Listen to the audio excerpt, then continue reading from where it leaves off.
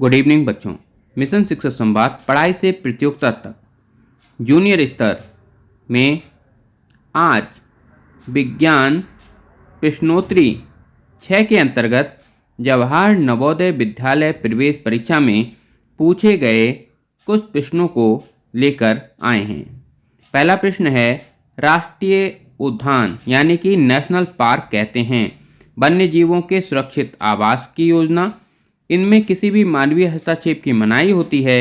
ये प्राकृतिक पार्क होते हैं या उपयुक्त सभी।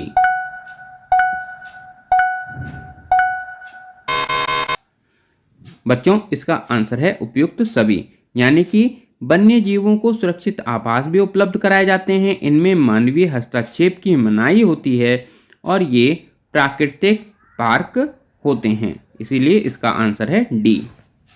अगला प्रश्न है, भारत का पहला बाघ अभयारण्य है। आपके ऑप्शन हैं Jim Corbett National Park, Nagarjuna Sagar Srisailam बाघ अभयारण्य, वीरांगना दुर्गावती टाइगर रिजर्व या वाल्मीकि टाइगर रिजर्व।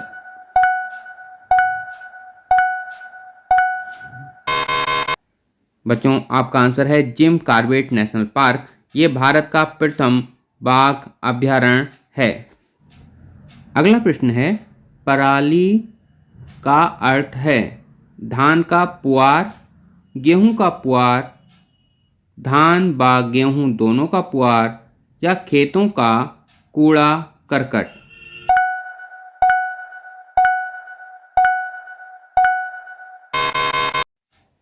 आपका आंसर है धान व गेहूं दोनों का पुआर।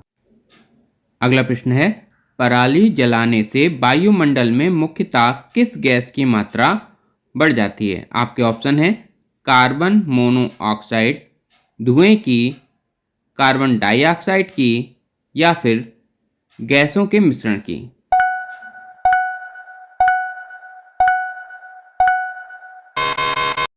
बच्चों, इसका सही ऑप्शन है सी, कार्बन डाइऑक्साइड, यानी कि पराली जलाने से वायुमंडल में कार्बन डाइऑक्साइड मुख्यतः बढ़ जाती है। अगला प्रश्न, भारत में कुल कितने राष्ट्रीय उद्यान हैं। और आपके ऑप्शन हैं 106, 206, 306 या मात्र 90।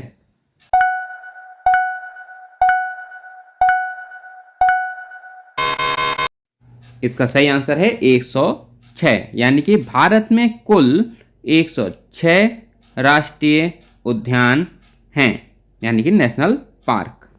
आपका प्रश्न है, भारत में सबसे बड़ा बाघ अभयारण्य है Jim Corbett National Park, Nagarjuna Sagar Srisailam बाघ अभयारण्य, वाल्मीकि टाइगर रिजर्व या फिर वीरांगना दुर्गावती टाइगर रिजर्व।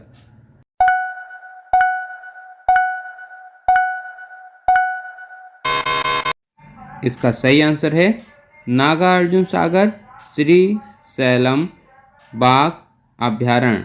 ये भारत का सबसे बड़ा बाघ अभयारण्य है। आपका अगला प्रश्न है, विद्युत धारा के कितने प्रकार होते हैं। नंबर 1, केवल दृष्टि धारा, 2 से अधिक प्रकार, दृष्टि धारा या प्रत्यावर्ती धारा दोनों, या केवल प्रत्यावर्ती धारा।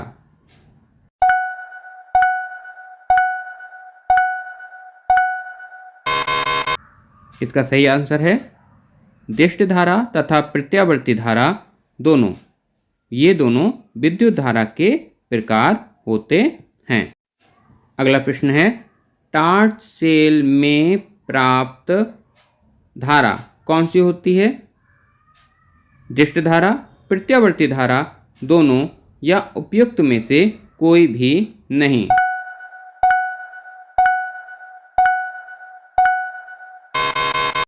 बच्चों, इसका सही आंसर है दृष्टि धारा, जिसे इंग्लिश में डीसी करंट या फिर डायरेक्ट करंट भी कहते हैं।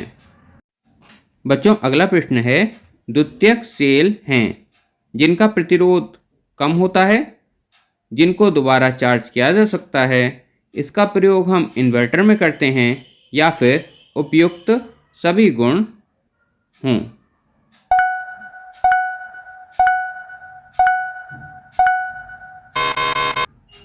तो बच्चों इसका सही आंसर है उपयुक्त सभी गुण हों। ये तीनों गुण जिसमें होंगे वही द्वितीयक सेल होंगे। आपका अगला प्रश्न है प्रतिरोध का मात्रक क्या है? प्रतिरोध का मात्रक क्या है? जूल, कैलोरी, किलो कैलोरी या फिर ओम।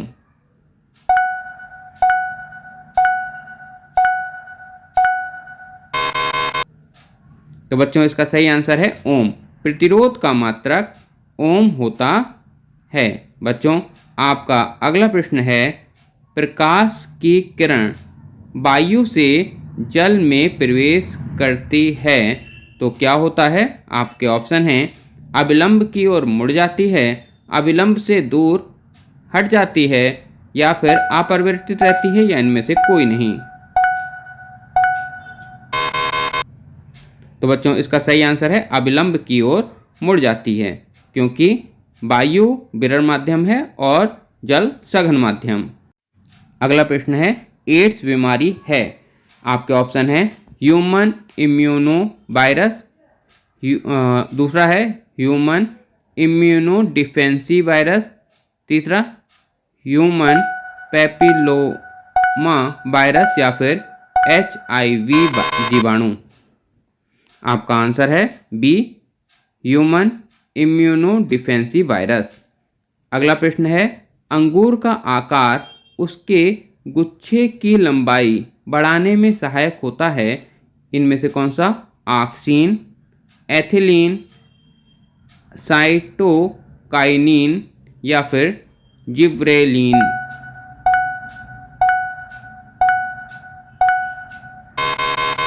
तो बच्चों इसका सही आंसर है जिब्रेलिन। अगला प्रश्न पर्यावरण में होने वाले परिवर्तनों के साथ पौधे अपने व्यवहार को समन्वय करते हैं। आपका ऑप्शन है एंजाइम के द्वारा, हार्मोन्स के द्वारा, तंत्रिकाओं के द्वारा या फिर जाइलम फ्लोएम से।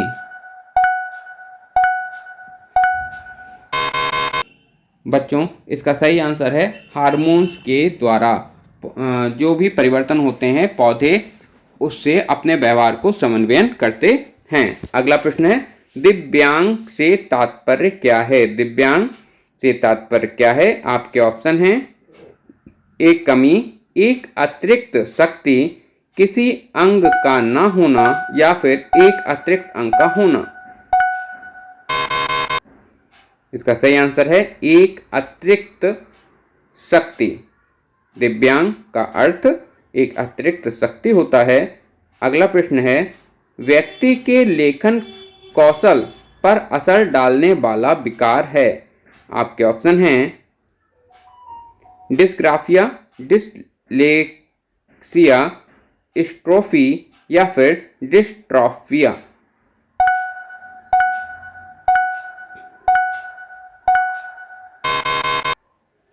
इसका सही आंसर है डिस्ग्राफिया। डिस्ग्राफिया लेखन कौशल में असर डालता है। अगला प्रश्न है काक भगौड़ा विधि का प्रयोग किया जाता है। ऑप्शन है खरपतवार को नष्ट करने में, चिड़ियाओं को उड़ाने के लिए, सब्जियों में लगने वाले कीड़ों को नष्ट करने के लिए, जानवरों को भगाने के लिए। आपका सही आंसर है चिड़ियाओं को उड़ाने के लिए। अगला प्रश्न है चिकनी मिट्टी उपयुक्त होती है। किस चीज़ के लिए उपयुक्त होती है? आपके प्रश्न है कपास की खेती, सनई की खेती, धान की खेती या कपास, सनई, खेत सभी की खेती के लिए। तो बच्चों इसका सही आंसर है डी कपास, सनई और धान की खेती के लिए। अगला प्रश्न है आपका रेटिना पर बनने वाला प्रतिबिंब होता है कैसा होता है? ये आपके ऑप्शन है उल्टा व वास्तविक, उल्टा या आभासी, सीधा व वास्तविक या सीधा व आभासी।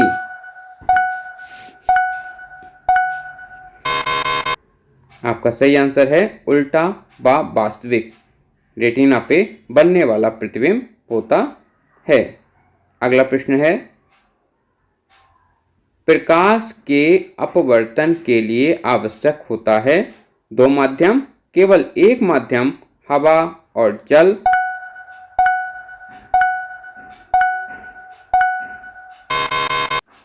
सही आंसर है दो माध्यम। दो माध्यम कोई से भी हो सकते हैं, एक सरल और एक विरल माध्यम होता है इसमें। अगला प्रश्न है, बल का प्रभाव कब बढ़ जाता है? आपके ऑप्शन हैं, संपर्क तल का क्षेत्रफल कम होने पर, क्षेत्रफल अधिक होने पर क्षेत्रफल का प्रभाव नहीं पड़ता है, परिमाण का प्रभाव बल पर पड़ता है। आपका सही ऑप्शन है जब क्षेत्रफल कम होगा। संपर्क तल का क्षेत्रफल जब कम होगा तो बल अधिक होगा। विभवांतर की गणना का सूत्र है V बराबर W बटा Q, V बराबर W गुणा Q, V बराबर Q बटा W, या फिर V बराबर R बटा I।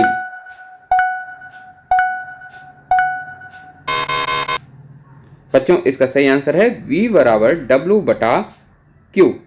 अगला प्रश्न है, अमीटर व वोल्ट मीटर की कार्य प्रणाली आधारित होती है विद्युत धारा पर, विद्युत धारा के चुंबकीय प्रभाव पर, विद्युत धारा के रासायनिक प्रभाव पर, या विक्षोभ पर? इसका सही आंसर है विद्युत धारा के चुंबकीय प्रभाव पर अमीटर और वोल्ट मीटर की कार्य प्रणाली आधारित होती है। अगला प्रश्न है, ऊर्जा उत्पादन है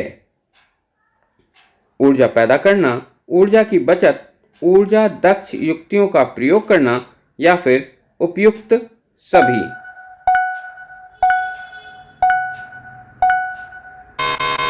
तो बच्चों इसका सही आंसर है उपयुक्त सभी। ऊर्जा पैदा करना भी, बचत करना भी और युक्तियों का प्रयोग भी। अगला प्रश्न है, एटॉमिक रिएक्टर की नाभिकीय खंडन की क्रिया को नियंत्रित करता है बोरान, न्यूट्रॉन, ग्रेफाइट, या फिर यूरेनियम? तो बच्चों इसका सही आंसर है बोरान। बोरान नाभिकीय विखंडन की क्रिया को नियंत्रित करता है। अगला प्रश्न है, कान में पाए जाने वाले द्रव्य को क्या कहते हैं? आपके ऑप्शन हैं, पानी, रक्ताभ द्रव, एक्सोलिम्फ, या फिर एंडोलिम्फ। और सही आंसर है इसका एंडोलिम्फ। कान में पाए जाने वाले द्रव को एंडोलिम्फ कहते हैं। अगला प्रश्न है, ज्वार भाटा के समय तरंगों में होती है सामान्य गतिज ऊर्जा, अपार गतिज ऊर्जा, अपार स्थितिज ऊर्जा, या गतिज व स्थितिज ऊर्जा दोनों?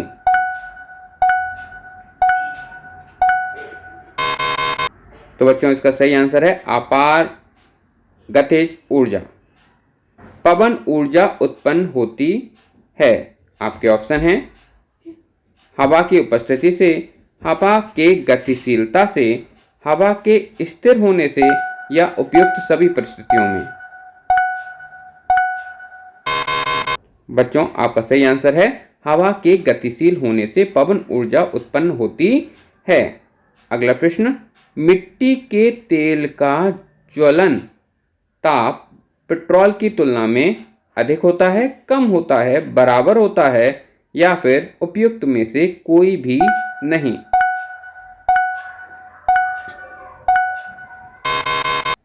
तो बच्चों इसका सही आंसर है अधिक। मिट्टी के तेल में ज्वलन पेट्रोल से अधिक होता है।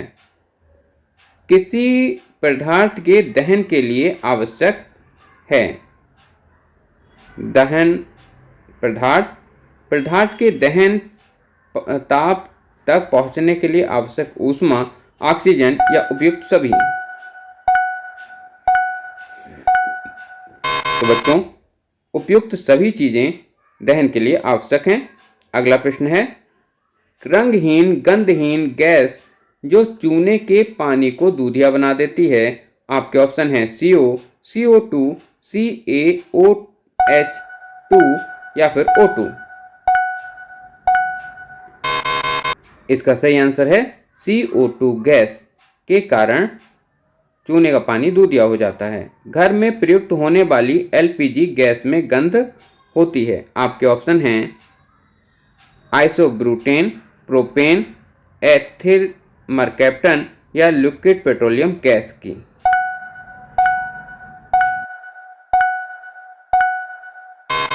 आपका सही आंसर है एथिल मरकैप्टन की। अगला प्रश्न है, गोबर गैस में होती है CH4CO, CH4CO2, H2 plus CO या फिर केवल CH4।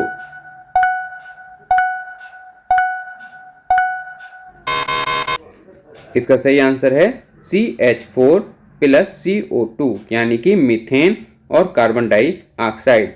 अगला प्रश्न है, निम्नलिखित में से कार्बनिक यौगिक नहीं है, चीनी, यूरिया, सिरका या फिर कार्बोनेट।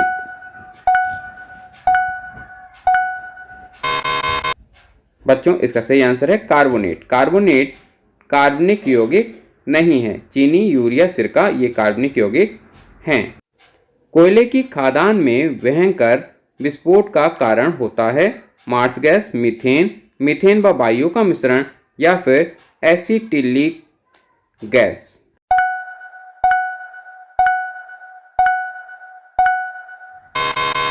तो बच्चों इसका सही आंसर है मीथेन व वायु का मिश्रण कोयले की खदानों में भयंकर विस्फोट का कारण होती है। इसी के साथ आज की प्रश्नोत्तरी समाप्त होती है। फिर मिलेंगे दूसरी वीडियो के साथ, तब तक के लिए धन्यवाद।